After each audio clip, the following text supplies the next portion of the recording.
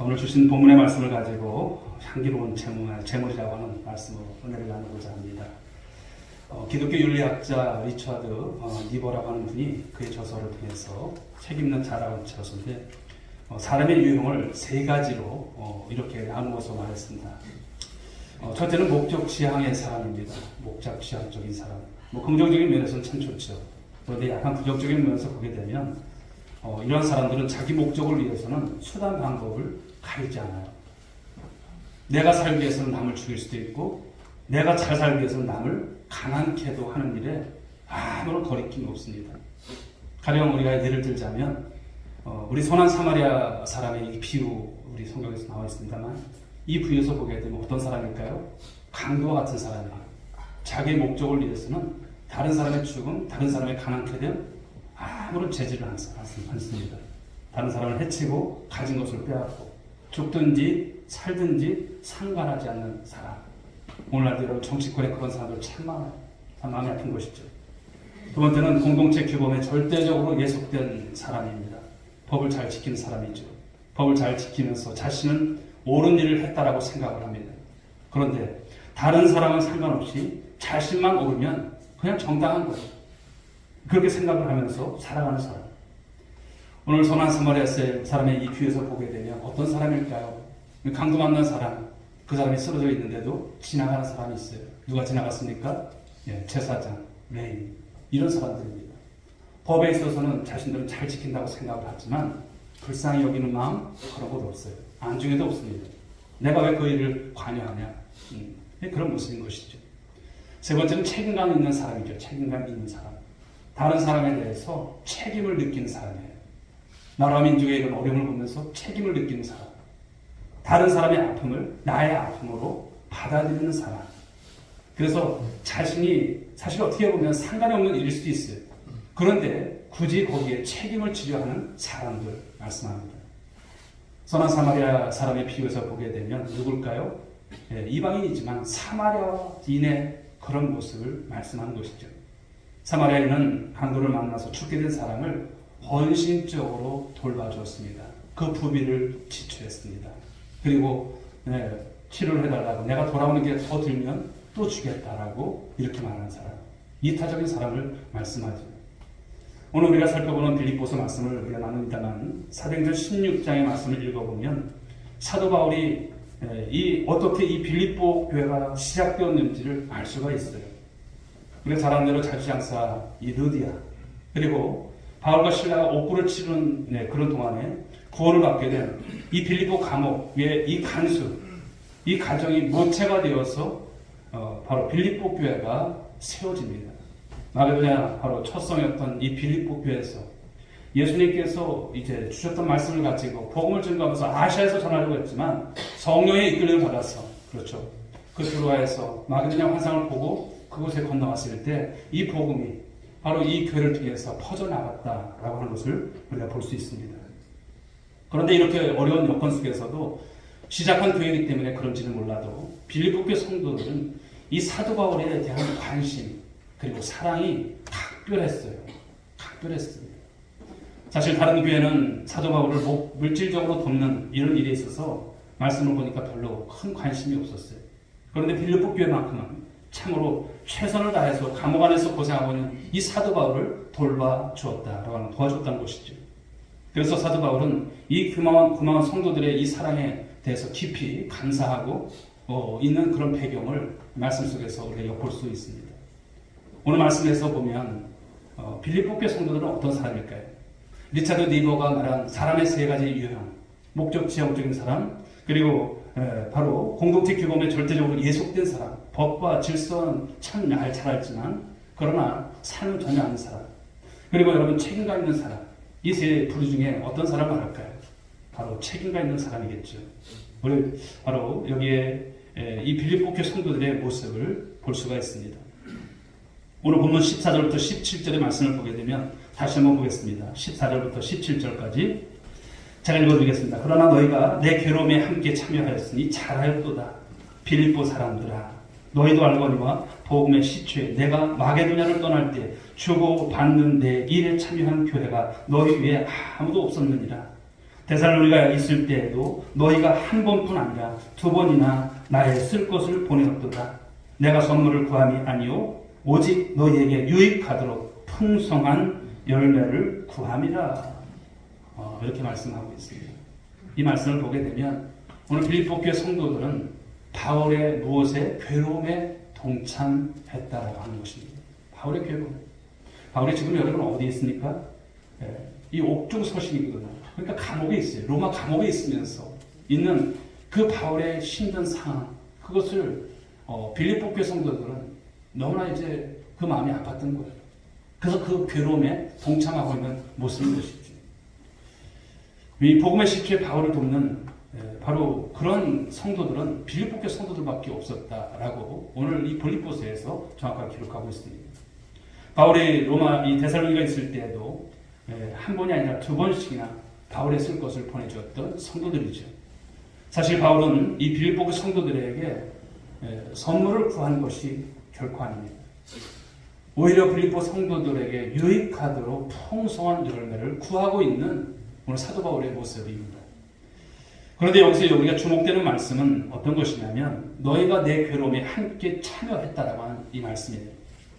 빌립보 교회 성도들 바로 바울의 괴로움에 함께 참여했습니다. 사람의 세 가지 유형 속에서 보면 책임감 있는 바로 책임감 있는 사람들이 할 수 있는 성도들이죠. 오늘 빌립보 성도들은 자신들에게 복음을 전해주고 신앙을 성장시켜준 이 바울의 괴로움, 그걸 외면치 않고 함께 참여하고 있다라고 하는 것입니다. 우리가 보는 이 복음서 마태복음 25장에 보게 되면 예수님께서 재림하실 때 사람들을 양과 염소로 나눈다고 했어요. 양과 염소로. 그래서 오른편에 있는 자들, 둘로 나눌 때 오른편에 있는 자들은 천국을 상속해 주신다고 했어요. 양에 속한 자들이죠. 왜 그렇습니까? 괴로움 당하는 자들의 괴로움에 참여했다라고 하는 말씀인 거예요.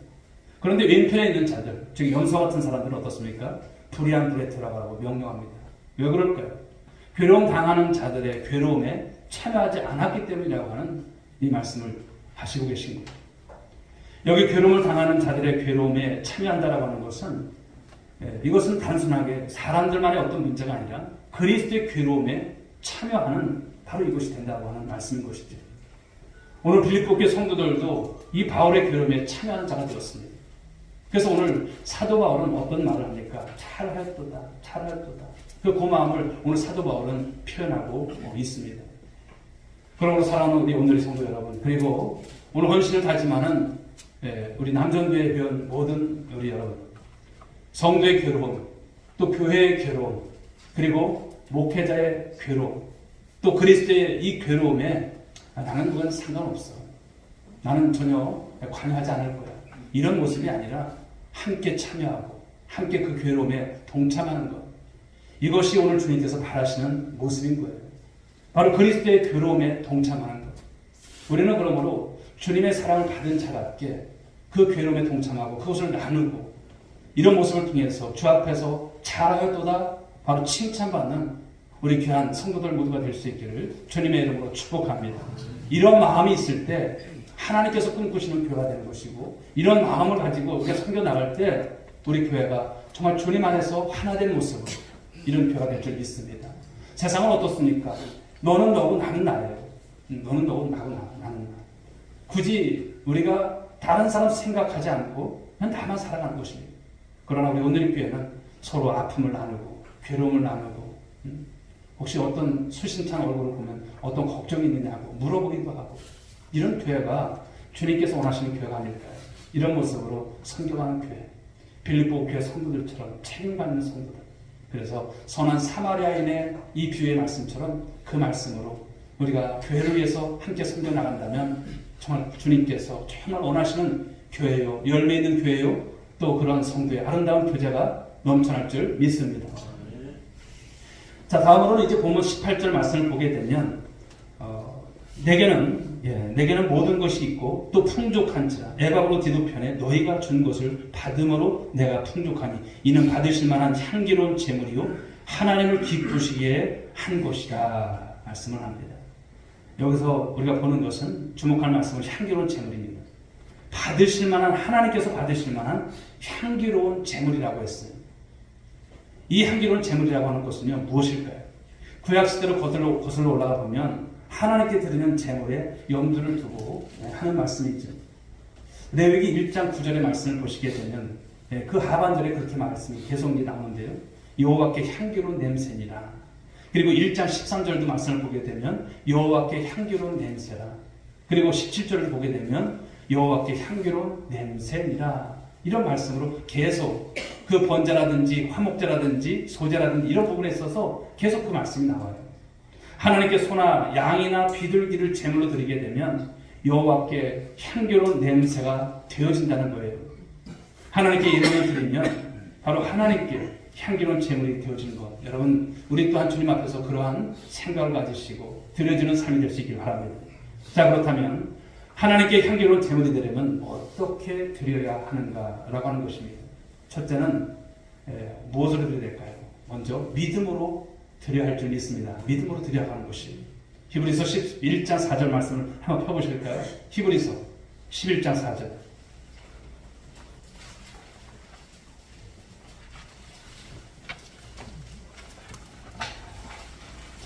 우리 한번 같이 한번 읽어보겠습니다. 히브리서 11장 4절 읽어봅니다. 시작. 믿음으로 하벨은 가인보다 더 나은 제사를 하나님께 드림으로 의로운 자라 하시는 증거를 얻었으니 하나님이 그 예물에 대하여 증언하십니다. 그가 죽었으나 그 믿음으로써 지금도 말하느니라. 아멘.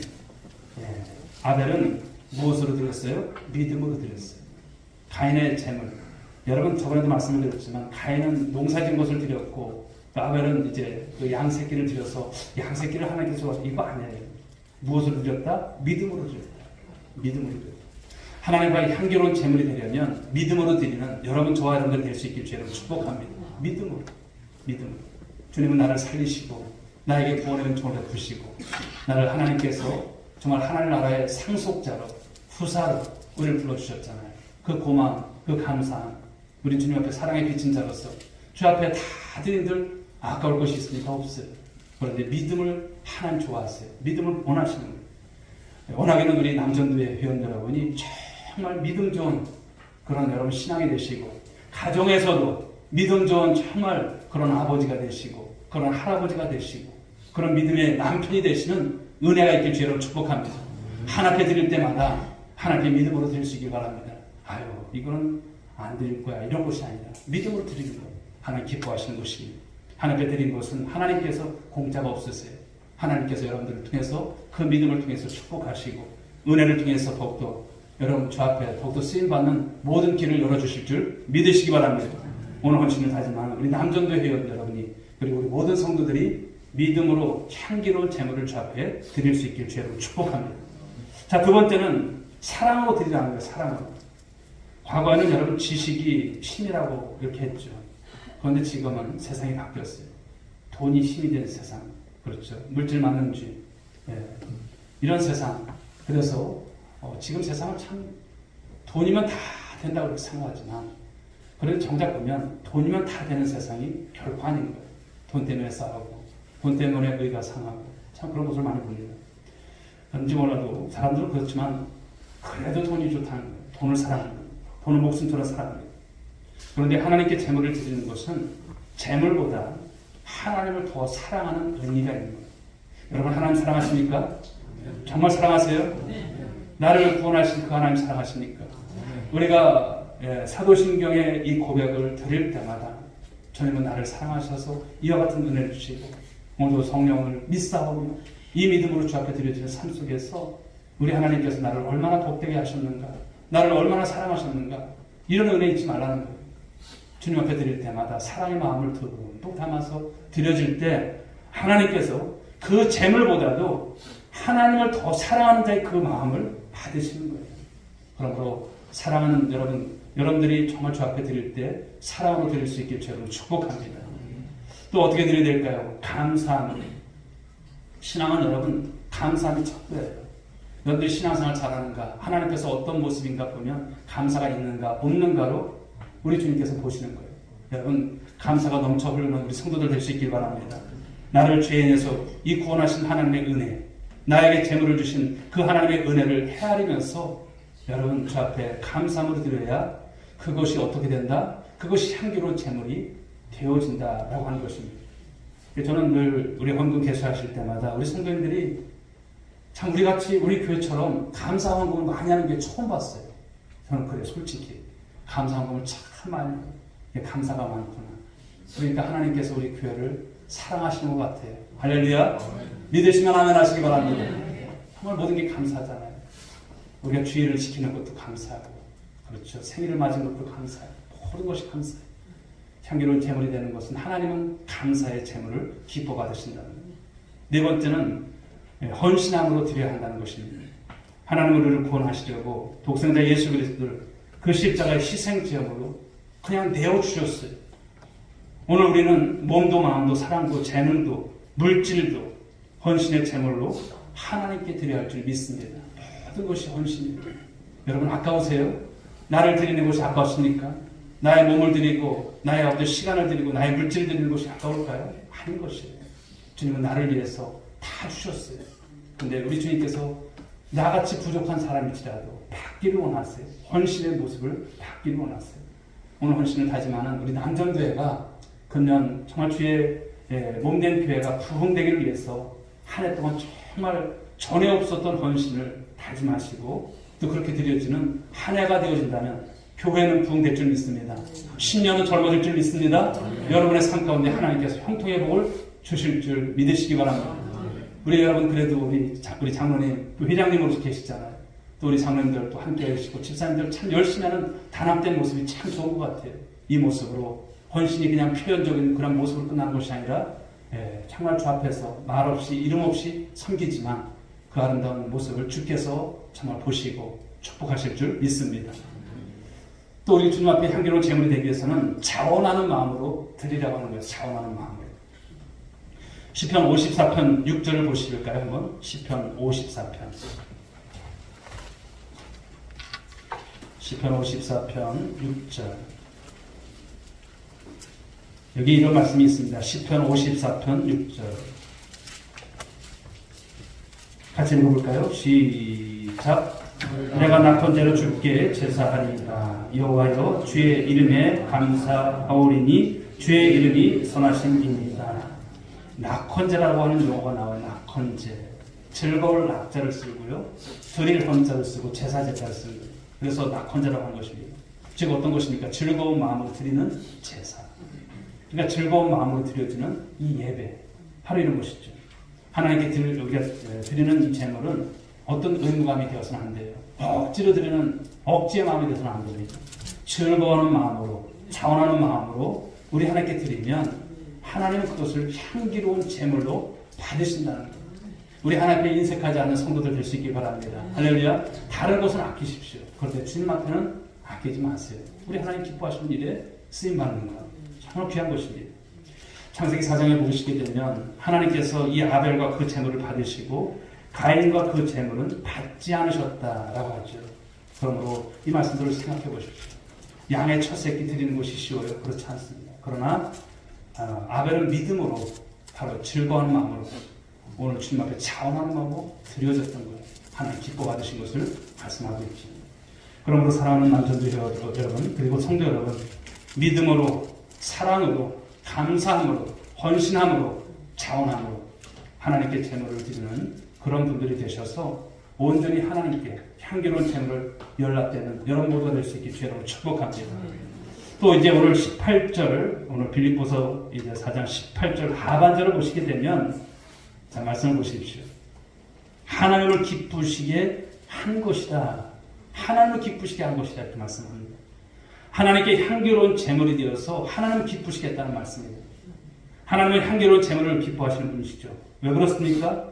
하나님이 제물을 좋아하시는 그런 분이시기 때문일까요? 아닙니다. 하나님이 제물을 밝히시는 그런 분이시기 때문에 그럴까요? 아닙니다. 앞서 드린 것처럼 바로 하나님께 드리는 제물 속에 믿음과 사랑과 감사와 헌신과 자원하는 그 마음을 우리 하나님께서 기뻐하신다는 거예요. 여러분께 한번 질문 한번 드려볼까요? 우리 여러분들은 선물을 좋아하세요? 아니면 선물을 안 좋아하실까요? 1번 좋아한다. 2번 안 좋아한다. 예? 1번이세요. 예. 그 자녀들이 이제 가끔 보면 그래요. 저희 어머니 아버지 돌아가셨지만 뭘 이런 걸 사왔니? 그러면서 기뻐 받으시는 거예요. 뭐 이런 걸 사와 그냥 몸만 다 좋은데. 근데 그렇지 않더라고요. 그 말을 그대로 듣고 선물을 안 사가면 굉장히 실망하실 거예요. 예, 맞습니다. 말만 그렇죠. 우리 부모님들도 선물을 좋아하죠. 그렇죠? 왜 좋아합니까? 그거 없으면 못 살아요? 그거 없으면 정말 기분이 나빠요? 그렇지 않습니다. 공짜이기 때문일까요? 그렇지 않습니다. 선물 속에는 무엇이 있을까요? 그 아들의 마음이 있는 거예요. 부모님을 사랑하는 마음이 있는 거예요. 그 마음이 귀한 거예요. 그게 크고 그것이 화려하고 그것이 값어치 굉장히 비싸고 이것이 아니에요. 그 선물에 마음이 담겨있기 때문에 그 선물을 좋아하는 것이죠. 그래서 선물을 준다는 것은 그 사람의 마음속에 나에 대한 사랑과 관심과 좋은 마음들이 가득 담겨져 있기 때문에 선물을 받으면 좋은 거예요. 예. 그런데 사람도 이런데요. 우리 부모님도 그런데 우리가 서로 주고받는 선물 속에서도 그런 마음이 있는데 하나님은 어떠실까요? 하나님도 그렇습니다. 하나님께 향기로운 제물을 드리면 하나님께서 향기로운 제물을 드리는 자의 무엇을 받으세요? 믿음을 받으세요. 사랑을 받으시고 감사를 받으시고 헌신을 받으시고 자원하는 마음을 보시고 기뻐하신다는 거예요. 예. 그러므로 사랑하는 성도 여러분, 하나님께 향기로운 제물을 드리는 자가 되셔서 하나님을 기쁘시게 하는 우리 성도가 되시고 우리 남전도회가 될 수 있길 주의 이름으로 축복합니다. 자, 더 나아가서 19절 말씀을 보실까요? 나의 하나님 그리스도 예수 안에서 영광 가운데 그 풍성한 대로 너희 모든 쓸 것을 어떻게 하신다? 채우시리라. 채우시리라. 여기서 말씀을 보게 되면 그 풍성한 대로라고 했어요. 풍성한 대로. 하나님은 어떤 분이실까요? 하나님은 그냥 찔끔찔끔 하신 하나님이실까요? 아니에요. 하나님은 어떤 하나님이실까요? 풍성하신 하나님이세요. 풍성하신 하나님. 하나님은 우주 만물을 창조하시고 소유하시고 주관하시는 분이세요. 그런데 그 하나님이 어떻게 하시겠다고요? 여러분들의 쓸 것을 채우시리라. 아멘. 채워주시겠다는 거예요. 예. 풍성하신 하나님이 우리의 모든 것을 풍성히 채우신다는 것입니다. 그러면 이런 축복이, 이런 은혜가 여러분의 가정 가운데 그리고 우리 오늘의 교회 가운데 나타나기를 주님의 이름으로 축원합니다. 그런데 또 보시면 풍성한 대로 채워주시는데 채우시자고 했어요. 채워주시자. 이것은 헬라어로 보게 되면 프레로세이라고 하는 단어입니다만 그냥 채우는 정도가 아니에요. 그냥 옛다 하고 그냥 채워주는 정도가 아니에요. 어떻게 채워주실까요? 꽉꽉 눌러서 넘치도록 채워주신다. 여러분 믿으시면 아멘 하시기 바랍니다. 우리 하나님께서 그러신 분이세요. 꽉꽉 눌러서.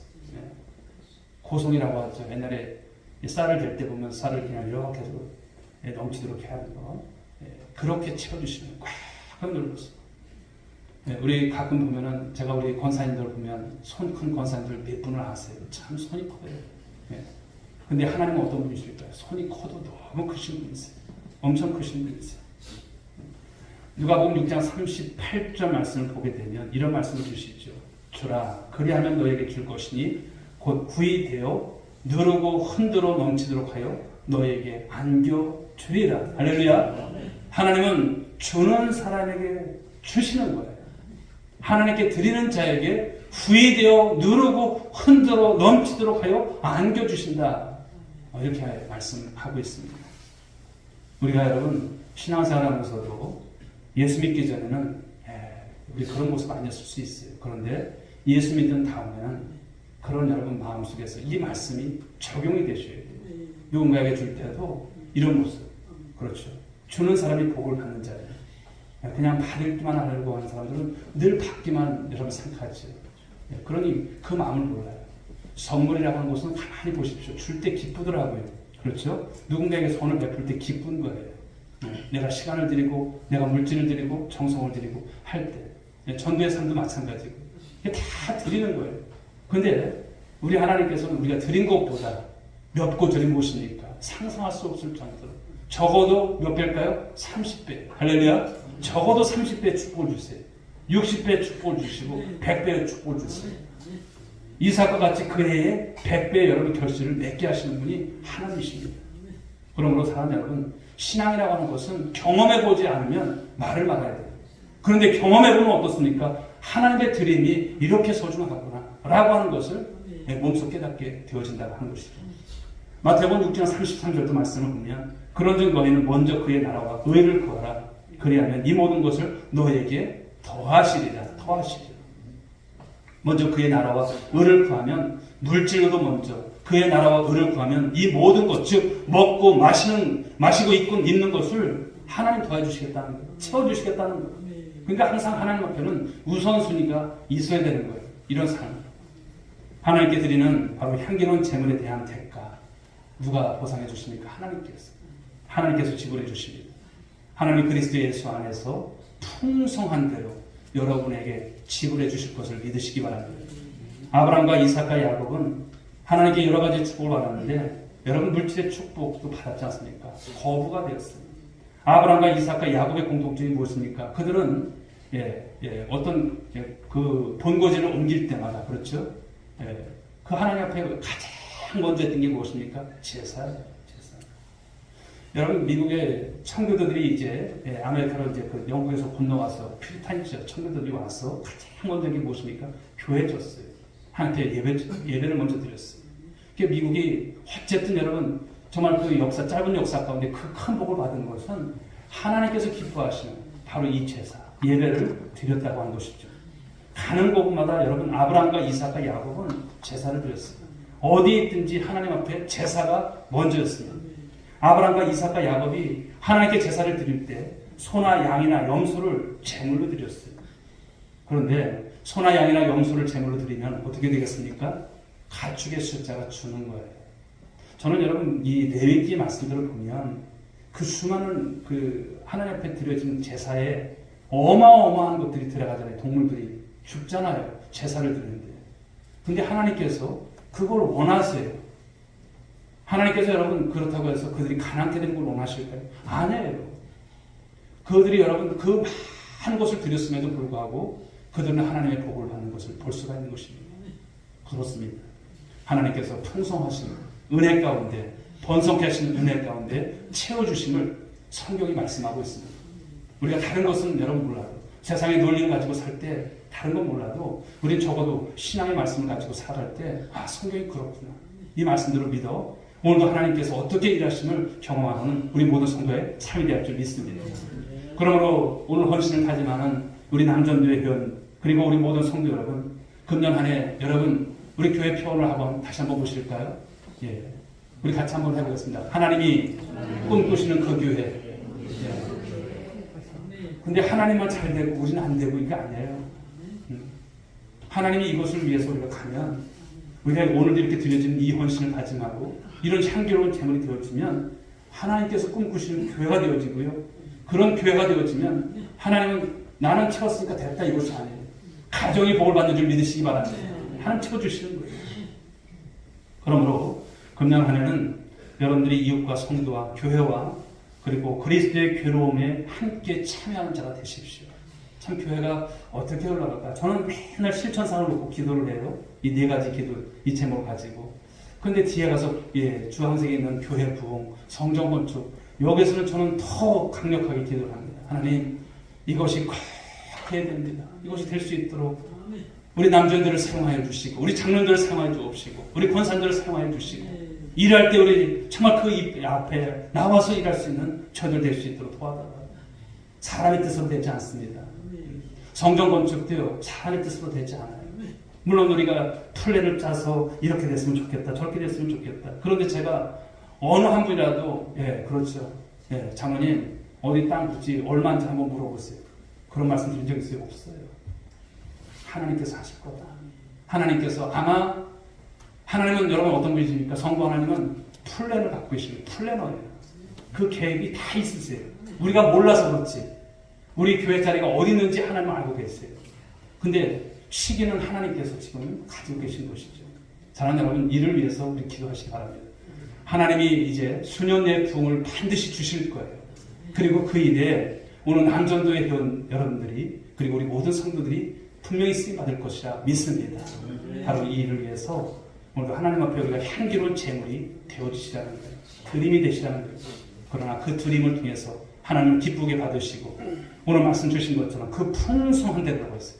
그 풍성한 데는 모든 것을 채워주시는 은혜가 내가 생각한 것 이상으로 더 큰 은혜가 더 큰 축복을 속에서 살아가게 하실 것을 믿으시기 바랍니다.